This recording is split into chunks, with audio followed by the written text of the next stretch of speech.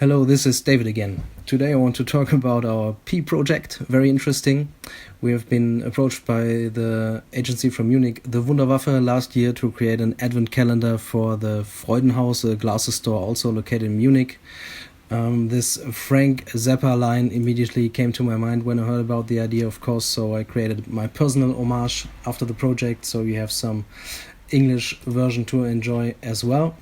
And we created 24 really nice images with P in the snow. Let's not get into if this would be possible. We just made it look like it is. So we really had a lot of discussion about P itself, how it behaves in the snow, how you pee in the snow. It was really interesting to go through this project all along. So one question we had was, what do the letters look like, and what do you need to do so that you can still read them? Alex Damjanovic from the Wunderwaffe went to the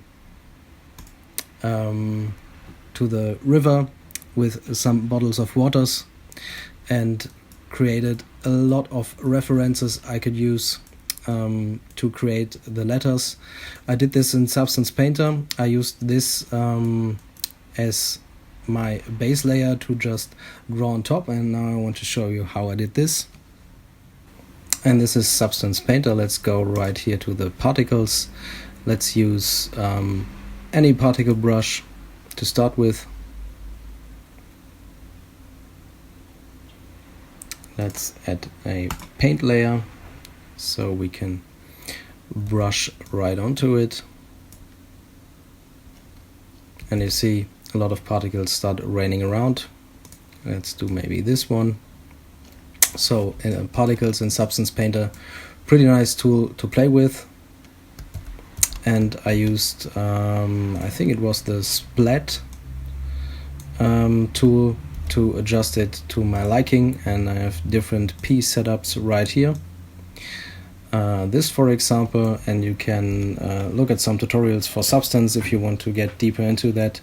This is like the rate of the dots that will be created along the line. The general rate is the spawn rate factor, so if I just put this up, there will be a lot of drops.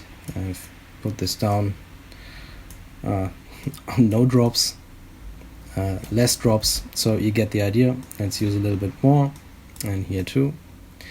Okay, and now let's push the spread up a little bit, so you see you get those little trails right out here, and I don't want that, so let's disable turbulence and spread, and now they don't do this anymore. I can adjust the size. So this is the basic tool I used. I have different options, but to get this really nice kind of lettering, I had help from Alex Damjanovic, who created a lot of references, as you can see right here. Those are the ready cropped JPEGs.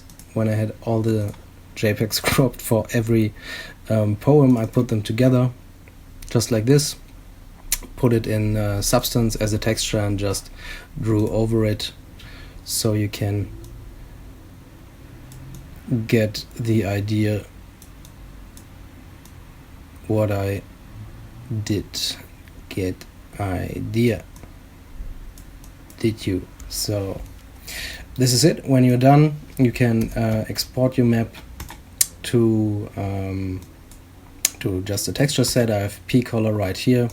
The setup I use is I use an RGB channel and really just the diffuse texture. Name your texture right here, then you can export it to your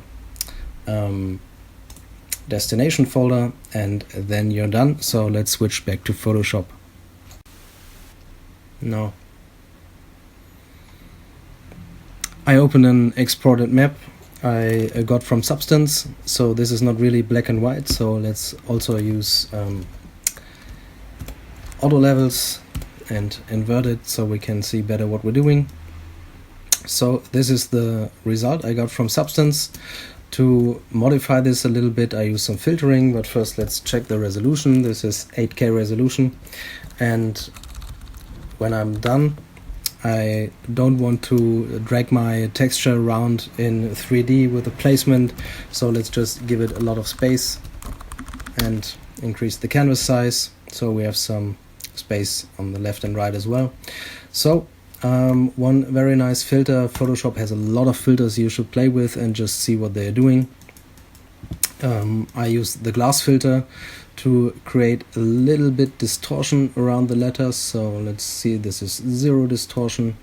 Let's go up and check what the other sliders are doing with my texture. I can also adjust the scaling. So if I feel like this is a little more, I like it, or maybe like this, or combine the other two. Let's just use it like this. Could work as a displacement texture. This takes a few seconds to go through, and if you have displacement textures, it's very good if you use them in 16-bit, much more information and much better results. So let's convert this to 16-bit, and now I will apply a slight blur filter. If your displacement maps are too sharp, you will also get these kind of sharp edges if you don't filter them in your 3D software, so it's always a good idea to blur displacement maps just a little bit. And also by blurring, I had an 8-bit texture, now I blurred it in 16-bit, so there's more information in this very tiny grayscale right here. My 3D application later will be able to use. So now we have this displacement map ready. I can just reverse it in my 3D application later. Another thing we need are footprints, and these are one set of footprints I created, just applied auto levels so you can see better what's going on. This is a footprint captured. We put the logo inside the shoe because we thought it would be really a nice treat, and I just adjusted it to my to a value that was better controllable for me. You can also use it like this, no problem, and use lower values for the displacement later. So this is basically everything we need to get ready. So let's now switch to Maya, and I want to show you how I created snow, and finally how to put these things together. So we're in Maya, we have Arnold as our default renderer set up. I always used to click this button for scene update on refresh, so when I use my Arnold renderings later, it will refresh the displacement hopefully properly. So let's create a plane, Y up. This is 1 meter and 10 by 10. So right now 1 square equals 10 centimeters in square. And now let's just put a standard Arnold material on it. Let's create a light source, just scale it up. In Arnold, the light intensity doesn't change unless you uncheck this normalize button. You see this gets a little more intense right up here. It doesn't change the preview when I scale my light, but let's just use the Arnold render view, hit play, and now you can see if I scale the light up, I have normalize unchecked, the intensity of the light is changing. So let me check this, and you see you need a very high value to even get the light source working, and now the intensity isn't changing very much. So much about this normalize button if you have any difficulties setting your light up. Now the standard surface in Arnold looks like this. Let's make it a little more rough. Let's disable the color, so this is the pure reflection. I just want a very, very slight and very soft reflection. For now I will use the color, which I will disable pretty much completely later, but let's just get started. So we have our plane with our light, and to use displacement in Arnold you need to go to the shape of your mesh, and if this isn't dropped down, it's right here, Arnold, and you use subdivision, set it to Catmull-Clark. Maybe let's use 3 divisions, and this will already be a nice result. I want to smooth my tangents, so it's a little more smooth mesh, not that hard.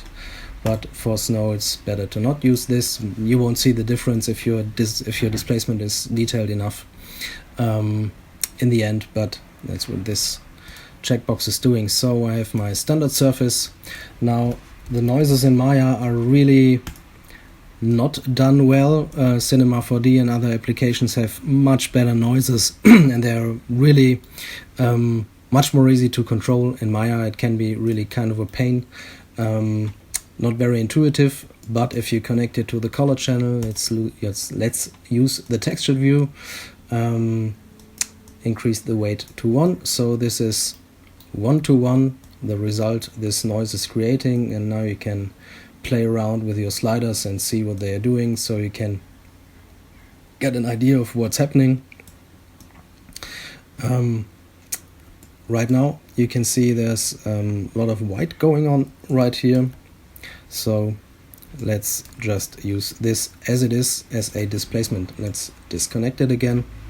You can disable the textured view. To connect a displacement to a Arnold shader, you need to use the shading group, go to the displacement material and just drop any of your textures right in there. Let's hit play again, and now you can see the areas that have been white are clipped out. So let us adjust the amplitude. Now we have a gray material, and this will get rid of the clipped out areas for now. So this is the result we have right now, and you can see it's a billowy noise. This doesn't look really nice. Let's change this to a Perlin noise, which should give a much better result for our purposes, but still there's some detail if you go far away enough, but if you go in a little closer, you see there's not much detail right here. So what we can do is we can increase the subdivisions of the plane, and now the refresh doesn't happen properly. So if you have this problem, just let me use a small resolution, just render your scene quickly and the refreshing will work again. So right now we have this result. Let's increase the depth of the map, and then we get more detail, because as you might have seen, let's connect it to the color again.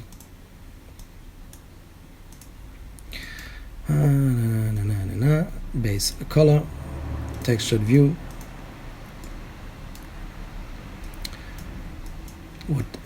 What depth is doing, it's getting more and more iterations of this noise above each other. So I really don't want to get into noises in Maya. You can use a lot of different noises. There's also this simplex noise. Let's just put it in here and see what it looks like. Pretty much the same options, behaving a little differently. So I would wish for more options and more noises in Maya, but it's enough to get the trick done. You can use anything you like for your displacement. Let's just maybe try this very quickly.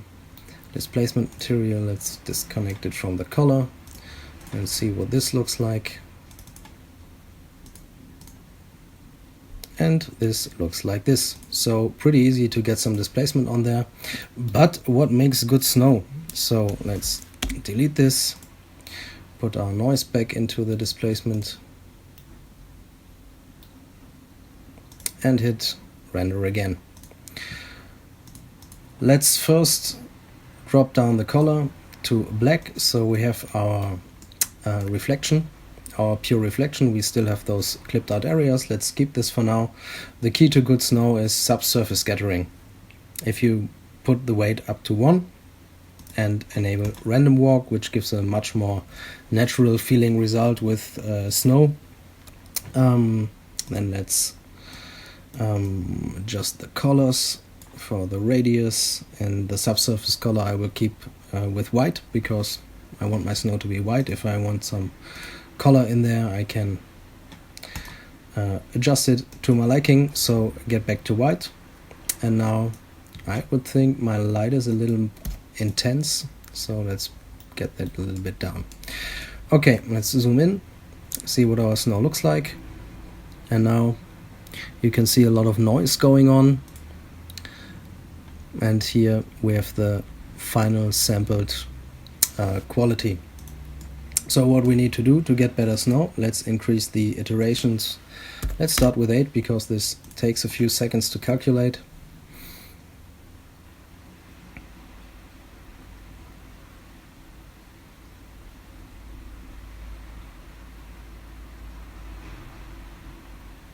I skipped the calculation and now here we are. Let's zoom in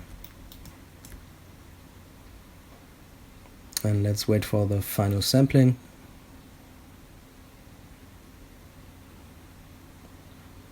And it is starting to look like snow,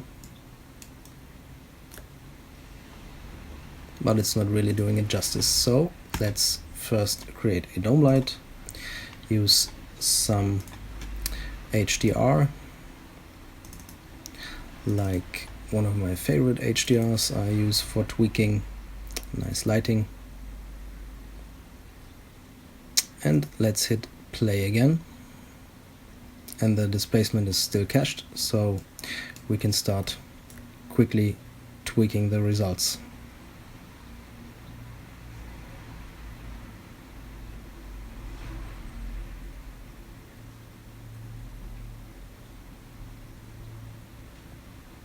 So this is the final result.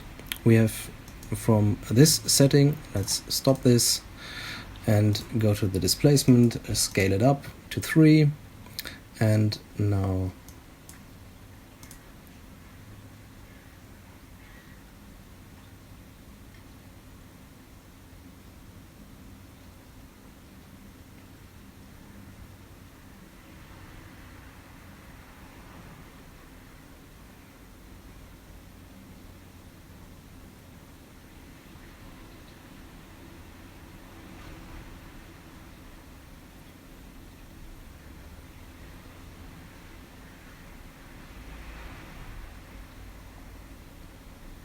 and this is my rendering with scale for displacement set to 3. Looks much better already. Let's move around a little bit and see what we're having.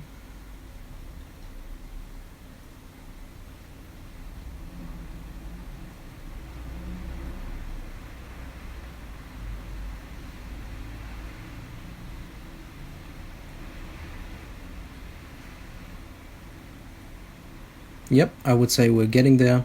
So if you want some variations in your snow, use your noise texture.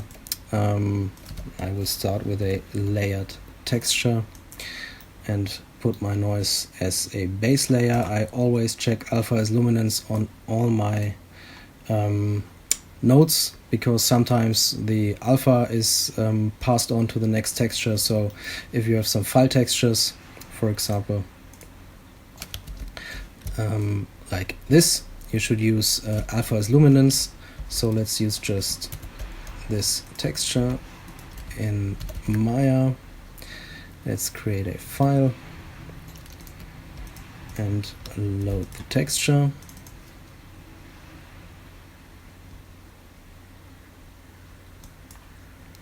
Now let's create a new input, connect it. Let's go down to 4 for the subdivision so we get a very fast result. I set this to raw color space, which in this case doesn't really matter, it's just the way Maya is interpreting your files. So if you want to work without color space, you always have to set this to raw. Also for some inputs, I could leave this to sRGB, which would be a little less intense in this case, but it gives better results if you use raw for 16-bit or 32-bit, and if you use some textures in your HDR light, it's automatically set to raw because that's what it is. It doesn't have a color profile included. So back to our geometry, let's just hit the render button, but first let's connect the layer texture to the displacement and let's see what happens.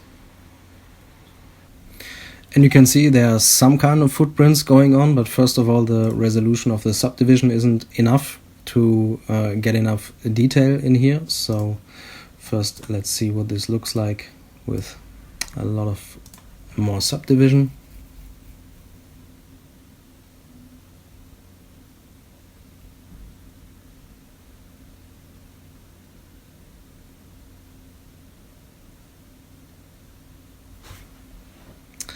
And let's get a little bit closer on some of these footprints. So this is not very intense. The reason I used a very soft texture with not much black values is I used a very high value for my displacement. So let's do just this. Go to displacement, put the scale maybe up to 10 and hit play again and wait again.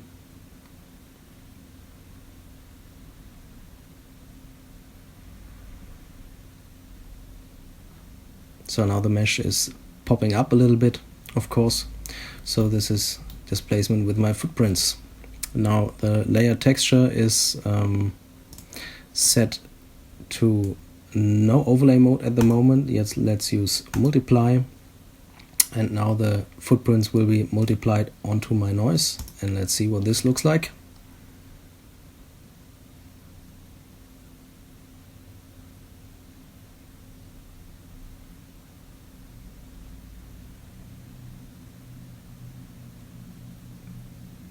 And this is my beautiful result. The reason why it looks like this, I didn't adjust the noise texture, the intensity. So let's go to the noise and this would be a gray surface. So let's put just some small amount of noise in there. And again, wait for the subdivision to take place.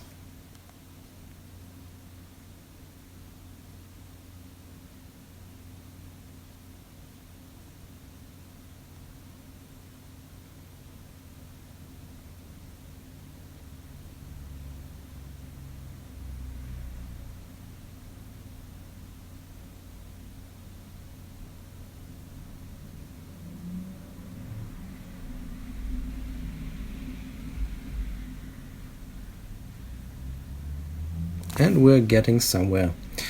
Let's increase the light intensity a little bit more.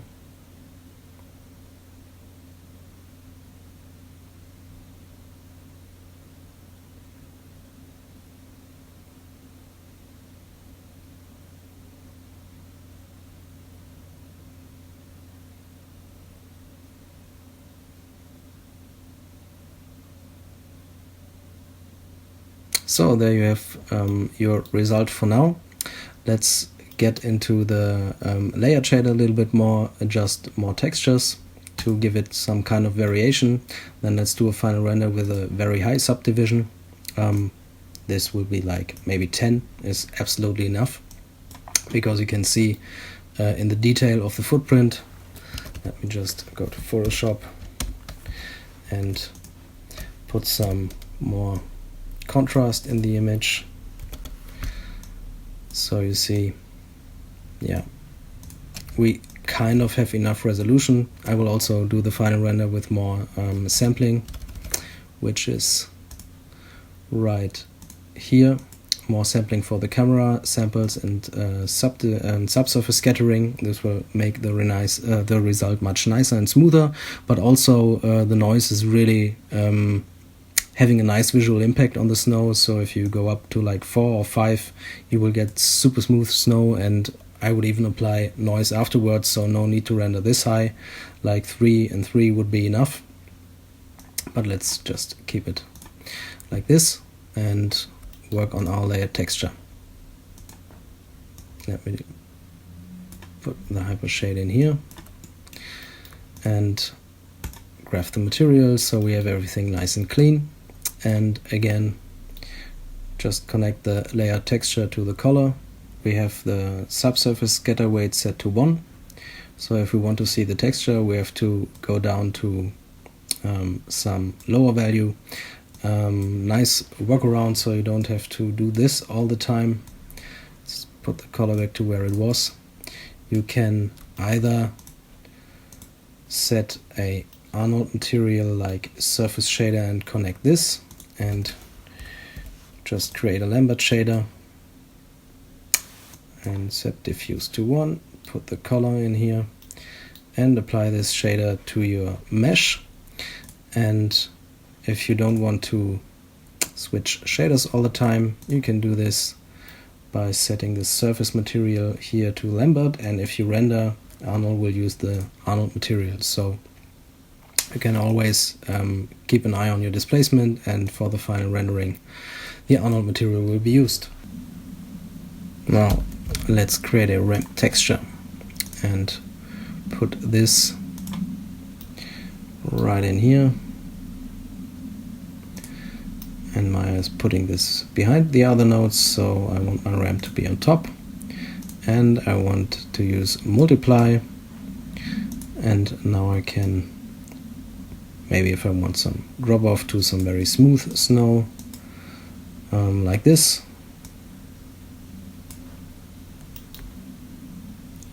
Let's check what this looks like.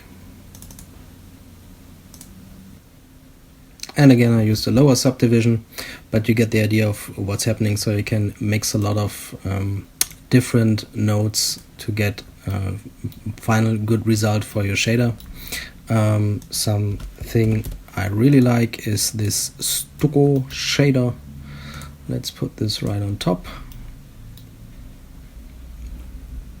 And this is a 3D texture, so we have to adjust the scaling of the texture placement, and you can immediately see the result. And let's get this to black and white, and maybe like this. This might look interesting.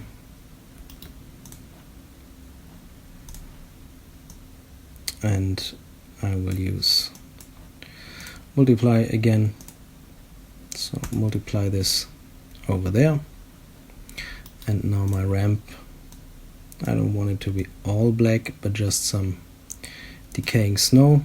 Adjust the noise texture to match a good height. And now let's go to maybe 6 and see what we get when we hit render right here.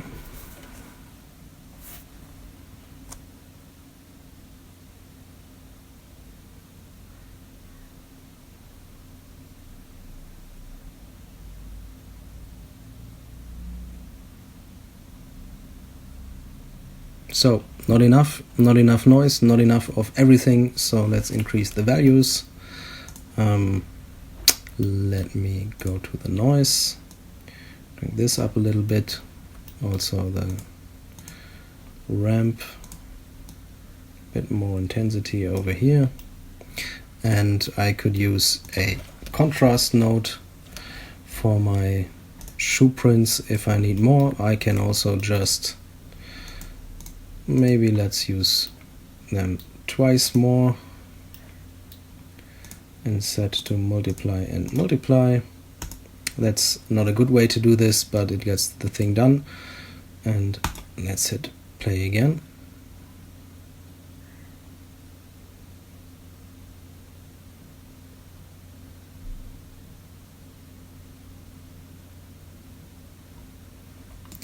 And we're getting some footprints.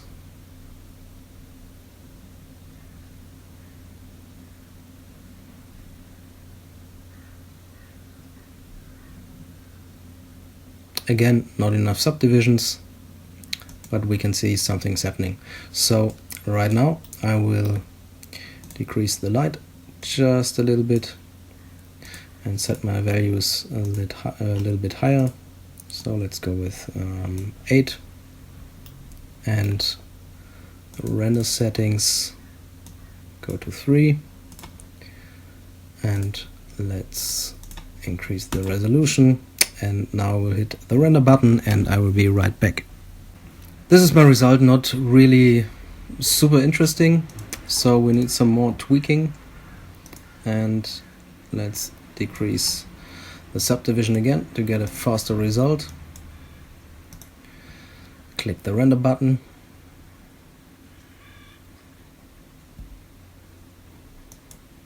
And we can adjust the light. What spread is doing, you can see right here. If you decrease the value, this will be a little more focused. So one thing to get some more drama in here and get some more structure everywhere.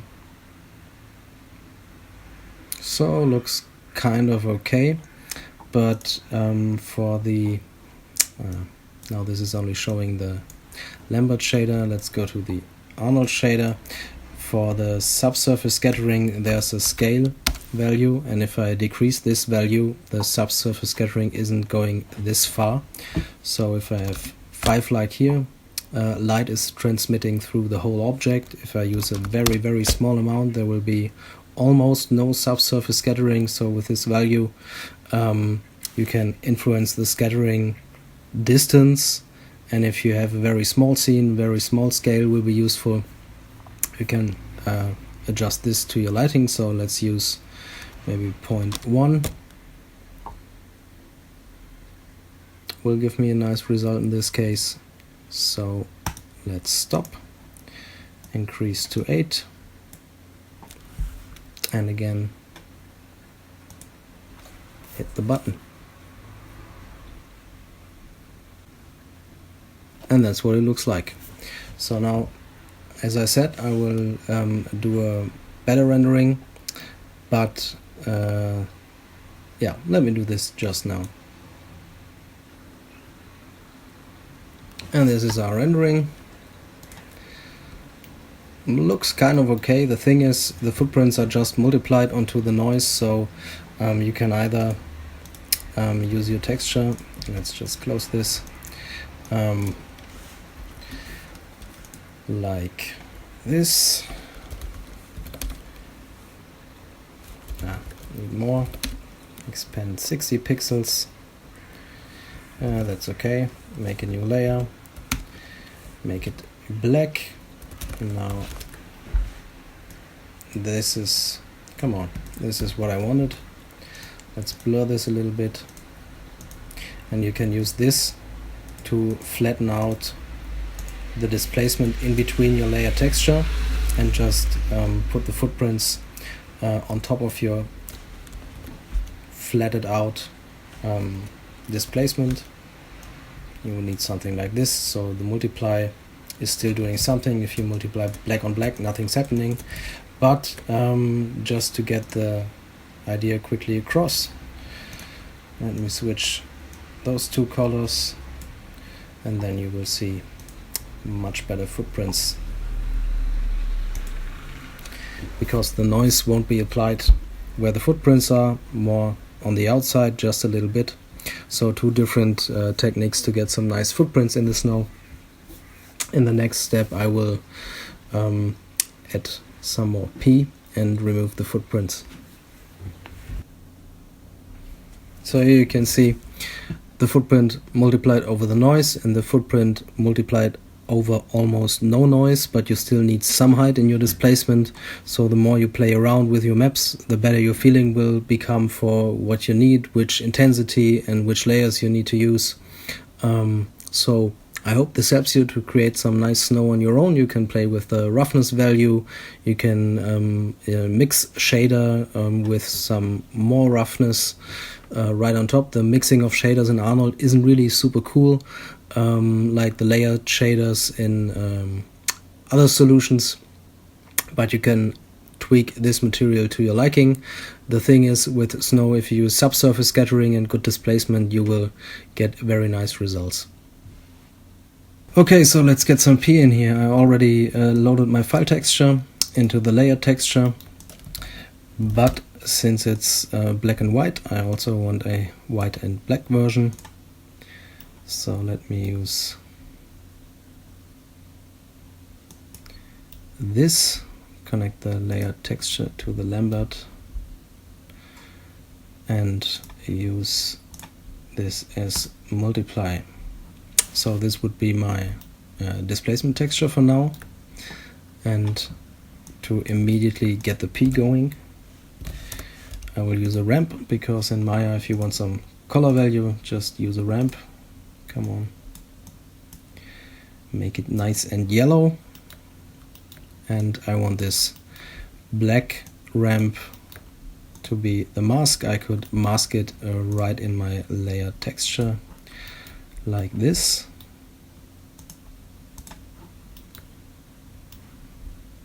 Use this as alpha, or another way, which I also like to do sometimes, just matter of taste in this case, connect it to the color gain. And if I connect it to the color gain, I would need the correct overlay mode. So in this case, it's much better to use it as an alpha matte and disconnect from the color gain again. So this is the yellow color masked with the letters in my layer texture, and this doesn't give me anything at all. So let's get this right out here and create another layer texture and do just the same. So that's fine. And now let's connect this to my Arnold shader and to the subsurface color. I needed white snow, so let's make another ramp, white, and put it below. And I hope you can see this. If I disable this layer, the P will be gone as well. Let me just go like this, and then you see a little more difference. So back to yellow. And now this is my shader, and let's see what this looks like.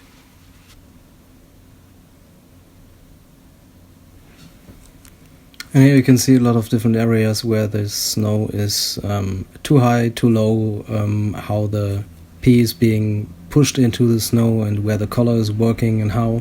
So maybe you might want to adjust your texture, you might want to add different textures to get more scaling of the yellow color expanded throughout the snow.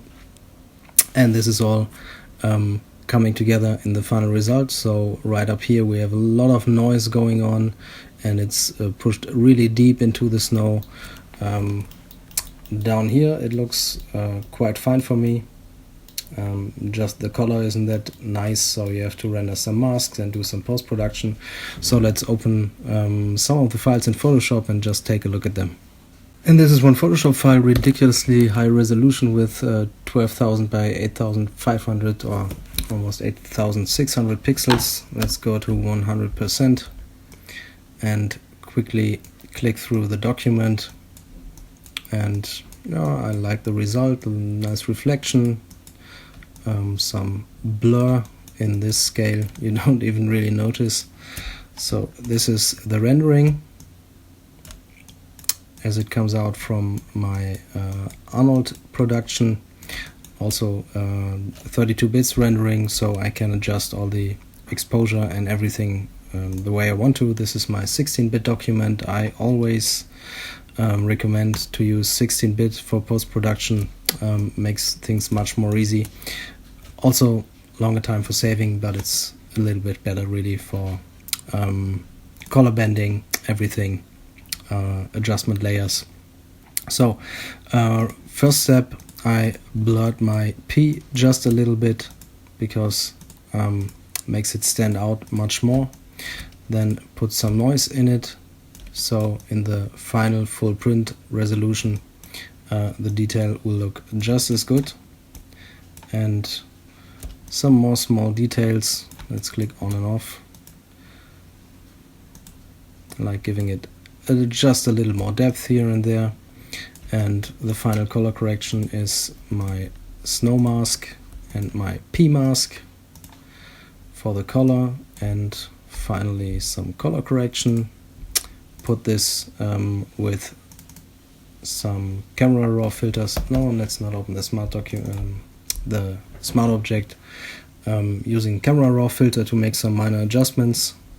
Let me at least load this. So some highlights, a little bit exposure, a little bit contrast, some clarity, but not too much, because too much really looks kind of too much. And finally some very subtle vignetting on the outside. Could go for more if I want to. And my final color correction, and that's pretty much it. Now I hope this helps you to get some inspiration for creating your own snow. Maybe you also want to pee in the snow. If you have any specific questions, let me know. And looking forward to talk to you again. Bye.